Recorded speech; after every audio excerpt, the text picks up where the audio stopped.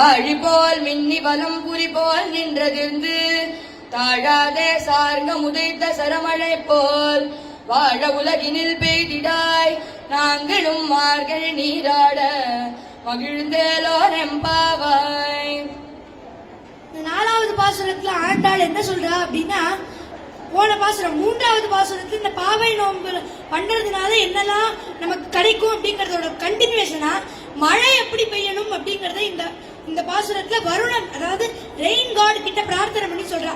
ஆழிமழை கண்ணா ஒன்று நீ கைகரவேல், வருணதேவனை பிரார்த்தனை பண்றா. மாரி நீ எனக்கு ஒரு ஹெல்ப் பண்ணணும், ஒன்று நீ கைகரவேல். ஆழியுள் புக்கு முகர்ந்து கொடார்த்தேரி, இந்த ரெண்டு லைன்ல ஆண்டாள் முழு வாட்டர் சைக்கிளையும் சொல்றா. நம்ம எவாபரேஷன், கண்டென்சேஷன், பிரெசிபிடேஷன் படிப்போமே, அது மாதிரி ஆழியுள் புக்கு, ஆழி அப்படின்னா சமுத்திரம், அந்த சமுத்திரத்திலிருந்து ஜலத்தை எடுத்து அந்த மேகங்கள்ல தங்க வச்சு முகர்ந்து கொடார் தேரி, அதை மழையா வருஷி. எங்க ஊர்ல ஸ்ரீவில்லிபுத்தூர்ல ஊழி முதல்வன் உருவம் போல் மெய்கருத்து, எல்லாத்துக்கும் காரணமா இருக்கிற அந்த பகவானோட உருவம் எப்படி கருத்து இருக்குமோ அது போல கருத்த மேகங்கள் வேண்டும், உருவம் போல் மெய்கருத்து. பாடியன் தோளுடைய பத்மநாபன் கையில் ஆழி போல் மின்னி வலம்புரி போல் நின்றதிருந்து, பாழியன் தோளுடைய அழகான தோள்களுடைய அந்த பத்மநாபன் எவருடைய நாபிக்கமலத்துல தாமரை இருக்கோ அப்பேற்பட்ட அந்த பெருமாளோட கையில இருக்கிற அந்த சக்கரம் போல மின்னல் வெட்டணுமா, வலம்புரி போல் நின்று அதிர்ந்து தண்டர், அந்த தண்டர் வரும்பொழுதே அந்த சத்தம் வரும் இல்லையா, அது மாதிரி சங்கம் வரும்போது அந்த சங்கநாதம் மாதிரி அந்த தண்டரோட சத்தம் இருக்கணும். ஆழி போல் மின்னி வலம்புரி போல் நின்று அதிர்ந்து தாழாதே சார்ந்தம் உதைத்த சரமழை போல், சாரங்கம் பெருமாளோட வில்லான அந்த சாரங்கத்திலிருந்தே எப்படி சரமழை அம்புக்கள்லாம் எப்படி மழை மாதிரி பாயுமோ அது மாதிரி மழை வரணும் அப்படின்னு ஆண்டாள்.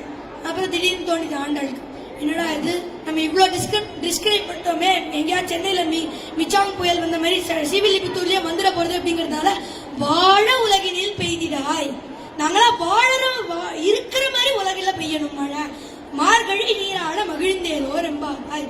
நாங்களா அந்த மார்கழி மாசத்துல நீராடுறதுக்கு ஒரு ஹெல்ப் பண்ற மாதிரி மழை பெய்யணும் அப்படின்னு ஆண்டாள் இந்த 4வது பாசுரத்தை சொல்றா.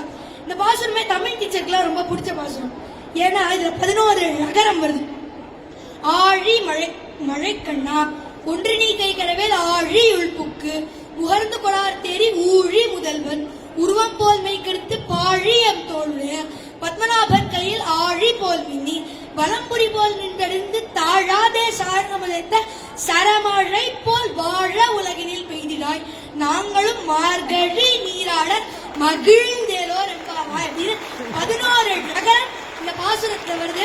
நம்மளும் இந்த பாசுரத்தை மார்கழி மாசத்தை சொல்லி மகிழ்ந்தேலோ ரெம்பாவாய் என்று இந்த 4வது பாசுரத்தை ஆண்டாள் தலை கட்டுகிறார். ஆண்டாள் திருவடிகளே சரணம்.